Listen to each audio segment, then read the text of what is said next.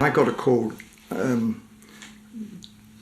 of the blue to do this film. I knew Roger Corman, but they didn't need to meet me or anything. I just went along and started. It was amazing, and the refreshing thing was I think he was paying for it with his own money. I think it cost about £90,000, or AIP were putting it in, but it was basically he had control because he was the producer as well. And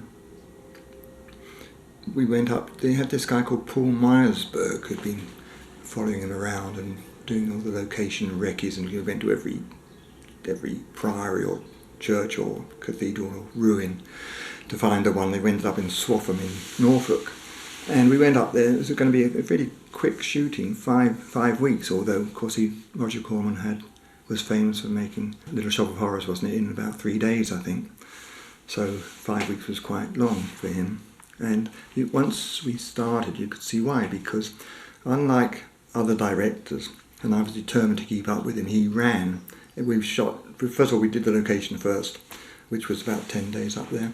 And he ran from setup to setup, and I ran behind him, and he'd got this camera crew who weren't used to this, Arthur Grant and Murray Grant and Wally Byatt and Bob Jordan. They were these 4 guys, and they were all from Hammer. I think Arthur Grant was mostly working on Hammer Horrors, which they probably thought they'd get him because he'd be fast and cheap. But it was the first time I'd ever worked with a director who, because in the English setup, usually the cameraman was like the second most important person, and he'd decide when you could shoot on location. He'd look at the light, look at the sun, look through his pan glass, and say, "I'll tell you when." Roger Corman, he didn't wait for Arthur to say when. He just said, "Shoot now," and then we shot it, and one take, and then he'd run over to the next and get the track and everything like that. So which was really refreshing, because it meant that all that kind of restriction that a cameraman, the importance, and they get very, very self-important, was brushed away. Now the best thing about the film, one of the best things, was Vincent Price, who was a fantastic guy, really funny, and made sure Roger Corman was a kind of slightly remote person, so you didn't really have a conversation with him. He wasn't effusive, he wasn't that communicative, but Vincent knew this. He'd done all these films with him, every other film. I think he did about 10 in a row, all those Edgar Allan Poe films. Adaptions, he did.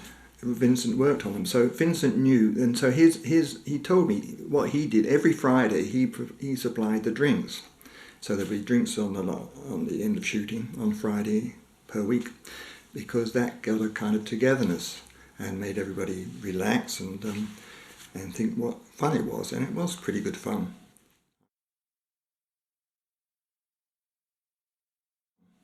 I remember there was one thing, there's a cat in the film, and up there, of course, it was such a cheap film, we didn't get the cat person to go.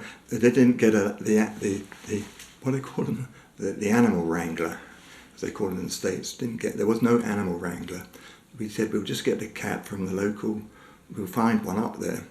So of course they got this cat, and somebody, the owner or whoever it was, brought it along in this village, miles from anywhere, and it had to be on the priory had a churchyard, and they put something, I can't remember quite what it was, some scheme where there was something to do with burials and I don't know what. Anyway, so they put, the idea was this cat would be on one of these tombstone things, and then it would be, and then they'd run off.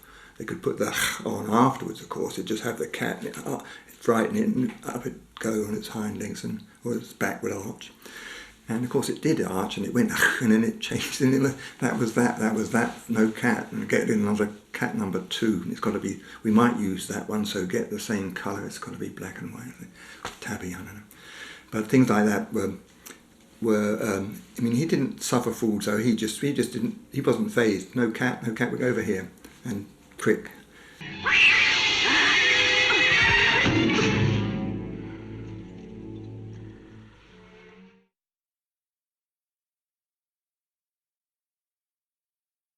I mean, when we got back to the studio, I remember there was one incident, and he was, it was extremes. I mean, there was a fire in the film. The whole castle or something gets set on fire, and on the stage they built this, and he had the flames were going right up to the ceiling. He thought, this place, you know, got to stop. I'm his first assistant. I better say something, because they'll come. I imagine at the inquest, you know, why didn't you tell him to turn the fires down? But he took it to the limit, and I didn't need to. But I mean, it was just amazing.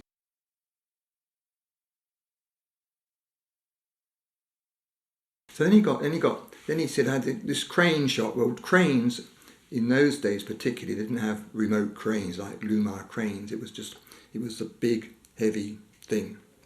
And it took a lot of, you had tracks down or flat floor or layer carpet, you know, something had to be very, very precisely flattened. They're monster things to manoeuvre to get into position. You've got to get the track laid in the right area, the right angle, so that the crane, you know, you can put it where it's supposed to go, and it's got to be worked out. And they used to have to work it out with a long string, and the arm would go here, and so first mark here and over there.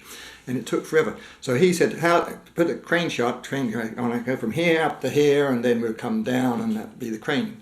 So get the crane, and I'm just going to the office a minute. So he came back, and they were still dithering. It's not, they weren't necessarily the A-team, but anyway. So they were still dithering about where, you know, so if it goes here, well, can I reach that far with the arm? And he said, what's happening? He said, we're just working it out, Roger. He said, scrub the crane over here. Because he was a real driver, which was good. I mean, that's what I thought. This is more like it. We don't have all these sort of like the blind leading the blind type thing, and it was that. So that was good. That was refreshing.